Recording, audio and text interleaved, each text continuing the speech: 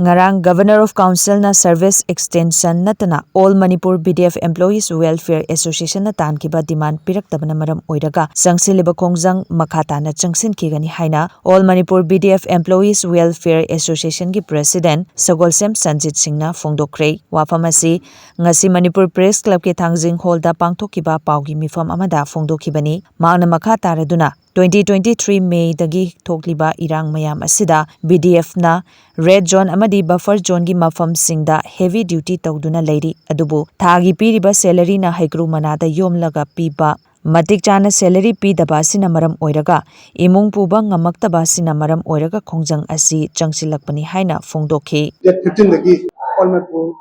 BDF Employee Welfare Association na strike ma na tukte desanama sinja yaita masi kai gi maita gari hojo ji tawriba DT jiga sana daba matik chaba on PB le number mo kanda member mayam gi siktra tukte leiba member mayam ga pam gi matu ne sikta leiba leadership ga pula kanda ko strike se lok chab hoji minini surya ko sangala jite 15 dagi sanjan jar ko adubo strike sangala ko ga ko hojo ji che ko marang governor council da ko phambi graba matunda ko gi BJP extension order je thupi re haba ana sahi thoktan le thupi re haba ko ni tajare adubo ko gi mitta ko gi gogi di lagi adubo ko gi to pamari le ngo searching haba ko thu haba ko tajare ta ko na to gi ba demand je kai noi ta ga di ko amada service extension thupi ba aduga regulation ta ba review haba adu matik chaba oniam review 30,000 dagi ta review haba je asi ko demand to gi adu demand je ko paugi ona di service extension na ta to pa thokiba ki paugi lai tamna mar mo kanda ko makata na strike se dum sanction bagi ko gi PF se luxury haita aduna makata je ko numit humni ba yeng bogi ko pen down amdon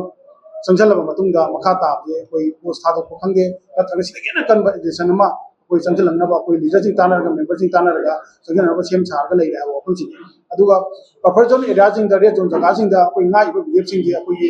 hojik che lai ba apam du ki kalak maira pai bi adigi civil society organization mamna ko BF jing je post thado tana ba sak kitna ba start ke da pen down online to bi pate noina maram or kanda adugu mapotu tawragadi akoi praja sing kamaina hingogani kamaina leogani na tana ngapi gina ba pressure mayam am la pi basi akoi gi laibiriba kudimang na ubire tabire akoi praja mayam ubire haitare aduna masigu mase akoi gi atopa laiba jaga da red zone jaga sing da laiba mai ben sing boru pang sing aduga saban sing kalap sing na koi support ubire haitare adu akoi na hoje popular government ama laitrabani na hoje akoi gi laiba akoi governor akoi sar da hajan base mari leina basing tana birakanda akoi BJP sing gi taliba demand sing ge matik chana pibi na ba कोई welfare की side की अपनी तो जनिए तो मखाता न जो कोई तौरीबा थबक सिदा कोई डिटीज दा कोई साना याना कोई यामना फजन तो मुबे वखलो ले अदुना रेगुलेशन पिबिरबा मतिक जाबा उनन पिबिरबा इंडिया गवर्नमेंट और गजु मरपु गवर्नमेंट और गजु मफम अमदा इंडिया की मफम अमदा थाबा मतमदा कोई फ्लाइट का सा थाबा मतमदा कोई सब चाना कोई करिबा कोई डिटीज तो जयाबे वखलो ले अदुना सुमाइना matik chaba onam se pibi daba du matik chaba kogi service security lai tamna mar mokanda koi BJP sing jamna wa bai tare wa jina mar morkanda ujiti ko chahi tar ni tawa ko thabak tar jina mar morkanda aso ma mayong na jina mar morkanda ngasidi akoi pelak daba khama ngamuk daba adi imu manungi irang thoro ko sumo mayam lai bana mar morkanda ngasidi akoi high strike ko changan jar ko aduna library ba department ko district traffic lai ba ko respected ko sare SP jing nasu akoi nansa nana omo ina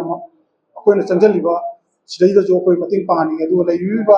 home department da laibiba SQ da laibiba pirar sing aduga secretary da phambi ko pirar sing na jo nasa na mo na koi koi na talib de ma de matik chai khal kan da khana bi wa ko jine akoi BDF sing tra ga yang kai gi imung lam da jam da mi manga de lai mi manga je akoi punjal kan da di mi sing tra ga yang kai gi de kulam da hotel to bukan da mi sing yang kai ga sani ga yang kai mu tar ma ne ko pa da hai imung ju mai mu ko film da lai re adu mul ka do mai je am tang di मुतना बहना बिबदा लैरिबा कोई सार governor ना लैरिबा